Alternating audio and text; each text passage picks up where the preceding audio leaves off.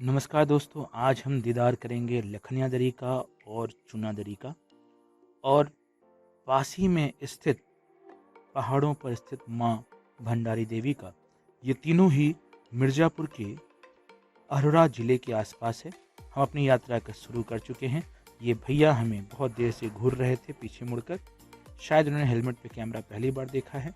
रामनगर से हम टेंगरा मोड़ की तरफ पहुँच चुके हैं और ये रास्ता हमें सीधे ले जाएगा नारायणपुर, अधलहाट, अरोरा होते हुए लखनिया दरी की तरफ।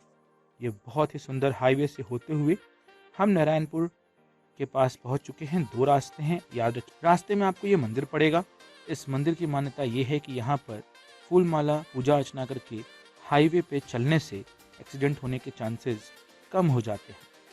अपना पहला टोल पार करते हुए हम अधलहाट की ओर चलेंगे और ये अधलहाट को हम पार करते हुए अधलहाट के बाद अरोरा पहुंच जाएंगे। अरोरा से जैसे ही आप आगे बढ़ेंगे, पुल को पार करते हुए ये हाईवे पे आपको ये ग्रीन बोर्ड दिखेगा। ध्यान दीजिएगा, यहीं से आपको लखनिया दरी के लिए कटना है।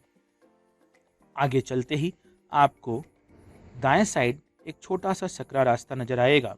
यकीन मानिए, इस रास्ते पे आप जब बाइक चलाएंगे तो मन करेगा कि न रास्ता खत्म हो, न बाइक का पेट्रोल, और बाइक चलती रहे। सुंदर ग्रीन रास्ते से होते हुए हम पहुंचेंगे लखनिया दरी के पुल के पास, जहां दूर से हम लखनिया दरी का दीदार कर सकते हैं। बाइक को अपने पार्किंग स्टैंड में लगाते हुए 20 रुपए की पर्ची कटाते हुए पथरीले रास्तों से गुजरते हुए और सीढ़ी से उतरते हुए हम दीदार करेंगे बहुत ही खूबसूरत झरने का, जिसको लोग प्यार से लखनिया दरी भी कहते हैं। लखनिया दरी में जो पानी आता है वो आता है चुना दरी से। चुना दरी जाने का दो रास्ता है, एक तो बाई रोड ऊपर से जा सकते हैं और एक जो एडवेंचरस रास्ता है वो लखनिया दरी से होते हुए चुना दरी की तरफ। लेकिन सुरक्षा के दृष्टिकोण से उस रास्ते को अभी फिलहाल के लिए बंद कर दिया गया है। आइए ले चलते हैं आपको चुना दरी की तरफ। सुंदर, अद्भुत, अकल्पनीय, शायद शब्द कम पड़ जाए। प्रकृति ने ऐसी मनोरम छटा बिखेरी है कि देखते ही आत्मा और आंखों दोनों को सुकून मिलता है। चुना दरी के बारे में एक कहानी ये भी प्रचलित है कि जब रानी शादी के बाद सैनिकों के साथ अपने महल की ओर जा रही थी, तेज बहाव ने सैनिकों को बहा दिया। लोक लज्जा के डर से रानी ने भी इसी दरी में कूदकर आत्महत्या कर ली। और ऐसी मान्यता है कि इस झील की गहराई आज तक नापी ना जा सकी है और ये झील अपनी ओर लोगों को खींचती है। जब भी सफेद पानी मटमैला होने लगता है, ये संकेत होता है कि आपको ये दरी छोड़ के चले जाना चाहिए, क्योंकि वही पानी का उफान फिर से आ जाता है। आंखों को अविस्मरणीय सुकून देने वाला ये प्रकृति का मनोहर छटा हमेशा हमेशा के लिए आपके स्मृतियों में बस जाएगी।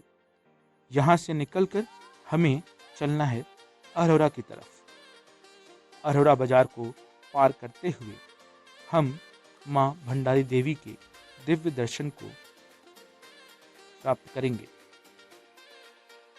बहुत ही जोखिम लेकर ये रिकॉर्डिंग की गई थी।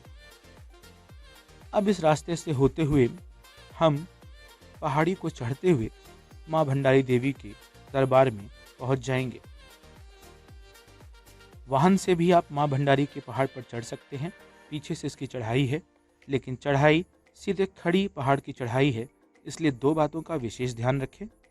एक तो जाते समय हमेशा पहला गियर ही रखें, और दूसरा ढलान पे उतरते समय कभी भी अपने बाइक, गाड़ी या किसी भी वाहन को न्यूट्रल पे करके ना उतारे। सावधानी हटी, दुर्घटना घटी। इस खड़ी चढ़ाई को पार करते हुए हम पहुंचेंगे माँ भंडारी के मुख्य द्वार, जिसको हम माँ गंगा द्वार भी कहते हैं। माँ भंडारी जिनकी कृपा से आपकी सारी मनोकामनाएं पूर्ण होती हैं और आपका भंडार हमेशा भरा रहता है। ये माँ भंडारी का मुख्य द्वार माँ गंगा द्वार है। यहाँ से अंदर आते हुए हम पहुँचेंगे माँ के गर्भगृह में। माँ की सुंदर छवि को अपने नैनों में बसा लीजिए। माँ आप पे कृपा करेंगी। ये गुफा जो मंदिर के ठीक नीचे है, मान्यता है कि माँ यहीं से घुसकर ऊपर विराजित हुई हैं।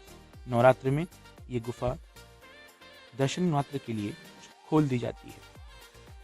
माँ के बगीचे में ये तमाम तरीके के फूल आपकी आंखों को सुकून देने के लिए काफ़ी हैं। ऐसी मान्यता है कि माँ का खजाना ठीक इसी बगीचे के पीछे वाले पहाड़ पे है, जिसको आप देख सकते हैं। ये झोपड़ी जिसको पुरातत्व विभाग ने बंद कर दिया है। इसी सुंदर छटा के साथ हम आज की यात्रा समाप्त करते हैं। माँ सब पे विशेष कृपा रखे। धन्यवाद।